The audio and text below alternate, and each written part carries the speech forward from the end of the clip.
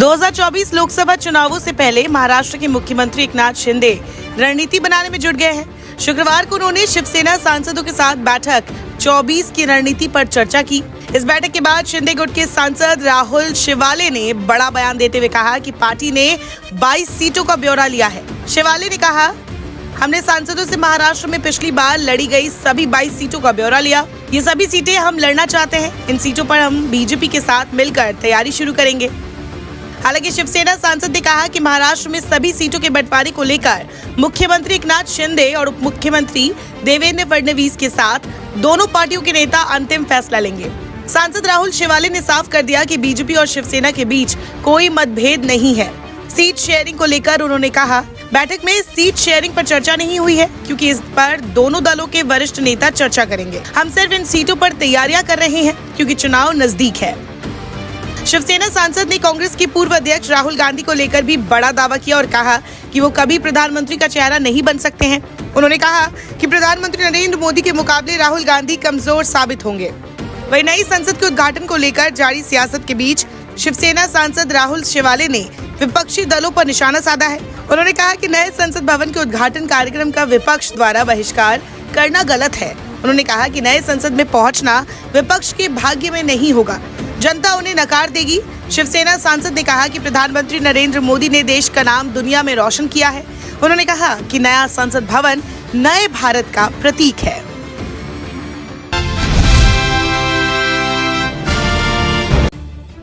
बिहार से निकलकर आई ये तस्वीर सुर्खियों में। तस्वीर में लालू यादव हैं और पप्पू यादव हैं। दोनों नेताओं के मुलाकात की इन तस्वीरों के आते ही नई चर्चा शुरू हो गई है। चर्चा ये है कि आखिर कभी एक दूसरे के धुर विरोधी रहे ये नेता एक साथ कैसे आ गए।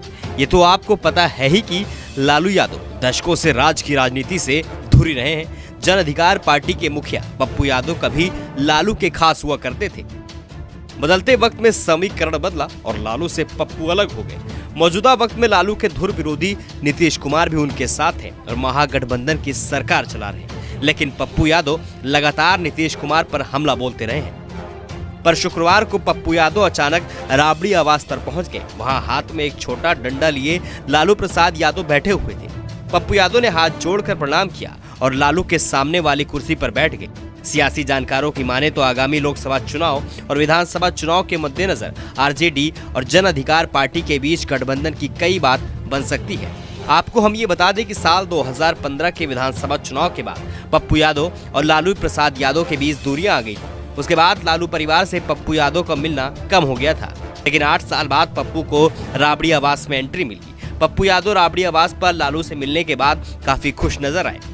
उन्होंने पत्रकारों से बातचीत में कहा है कि राजनीति में मतभेद हो सकता है, मनभेद नहीं। राजनीतिक जीवन में विचारों का अलग अलग होना आम बात है, लेकिन मनभेद की कोई गुंजाइश नहीं होती।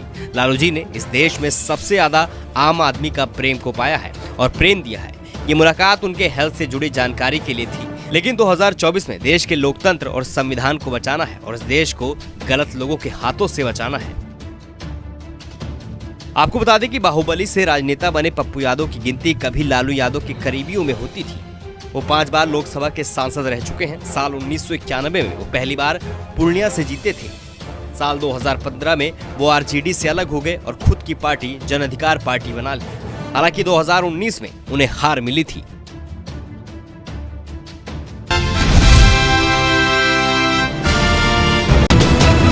सत्ताईस मई जब देश के पूर्व प्रधानमंत्री जवाहरलाल नेहरू की 74 साल की उम्र में मृत्यु हो गई थी। आज उनकी 59वीं पुण्यतिथि है। देश भर में कांग्रेस उन्हें श्रद्धांजलि देने के लिए कार्यक्रम कर रही है। नेहरू जी के दोनों परपोते राहुल गांधी और वरुण गांधी अपने अपने तरीके से भी उन्हें श्रद्धांजलि दे रहे हैं। राहुल जहां उनके समाधि स्थल शांतिवन पहुंचकर श्रद्धांजलि देते हुए नजर आए, तो एक बार फिर वरुण भी अपने परनाना को याद करते हुए उनकी तारीफ करते नजर आए।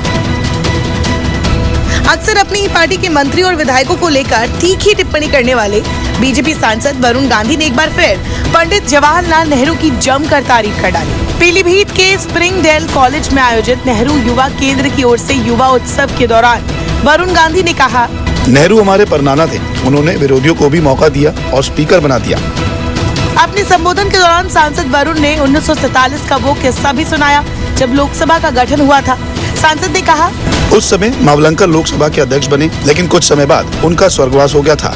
ऐसे में पंडित जी ने तय किया कि हम सरदार हुकुम सिंह को लोकसभा अध्यक्ष बनाएंगे, तो वो छोटे से अकाली दल सदस्य थे। ये सुनकर सरदार हुकुम सिंह भी चौंक गए और पंडित नेहरू के पास जाकर बोले, इसी लोकसभा में मैंने आपका विरोध किया था, आपकी आलोचना की, इसके बाद भी आपने मुझे लोकसभा अध्यक्ष के लिए चुना, क्या ये सही है? कोई मजाक तो नहीं? इस पर नेहरू ने कहा, हमें आप जैसे लोगों की जरूरत है। इस समय देश में खूब नेहरू नेहरू चल रहा है। बड़े पर्दे पर ऐसे भी लोग रहने चाहिए जो नेहरू जैसे शख्सियत को बुरा भला कहने की ताकत रखता हो। उसी लोकतंत्र प्रणाली से हमारा देश बना है। इस किस्से का जिक्र करते हुए सांसद वरुण गांधी ने कहा कि हमें लीडर नहीं, जनता का सेवक बनकर काम करना है। कोरोना काल में अपनी संसद निधि द्वारा कराए गए कामों का याद दिलाते हुए वरुण ने ऑक्सीजन संसाधन और सांसद रसोई का भी जिक्र किया। उन्होंने कहा कि बड़ा आदमी वो होता है जिसके साथ कोई छोटा महसूस न करे। सांसद ने पर्यावरण पर चिंता जाहिर करते हुए प्लास्टिक से दूर रहने की अपील की। जनपद में 70% तालाब गंदे हैं, जो नेहरू युवा केंद्र की टीम लगकर साफ कर सकती है। युवा संवाद कार्यक्रम में विभागों के स्टॉल लगाकर सरकार की संचालित विभिन्न योजनाओं की जानकारी दी गई। मुद्दों पर हमेशा आप सबके साथ हूँ। अगर किसी के माता पिता का इलाज हो या कहीं किसी की कोई और सिफारिश हो तो भी बेझिझक कहे। मेरे नाम की वजह से आपका रास्ता साफ हो, वहाँ मेरी सारी ताकत आपके साथ है।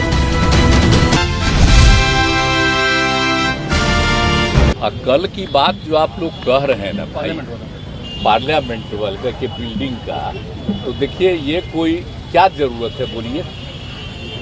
अलग बिल्डिंग बनाने की कोई जरूरत था?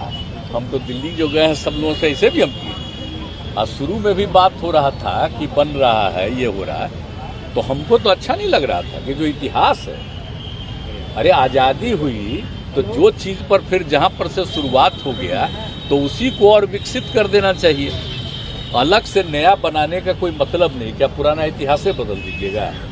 तो बेकार चीज़। खैर अब अन्य पार्टियाँ तो और कारण से राष्ट्रपति जी को नहीं बुला करके ये करे, वो सब जो भी कारण है, लेकिन हमसे पूछिएगा तो हमको तो बड़ा ये लगता है कि उसकी क्या ज़रूरत थी अलग करने का। जो था बिल्डिंग उसी को न करना चाहिए था। जैसा आज जो इतिहास है उसको भुला दीजिएगा क्या? कल होकर के इसको ख़त्म कर दीजिएगा तो क्या पता चलेगा?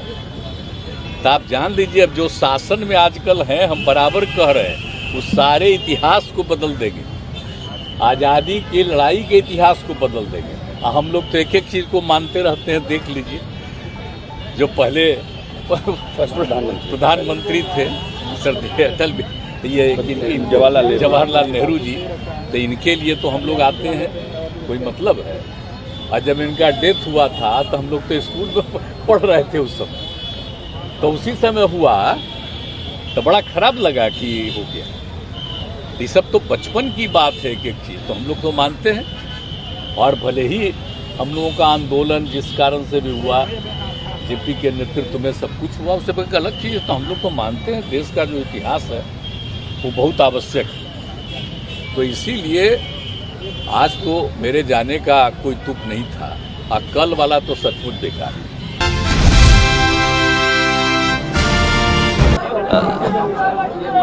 संसद नई बनने से ज़रूरी है कि जो लोकतांत्रिक परंपराएं हैं उनको बढ़ाया जाए, निभाया जाए।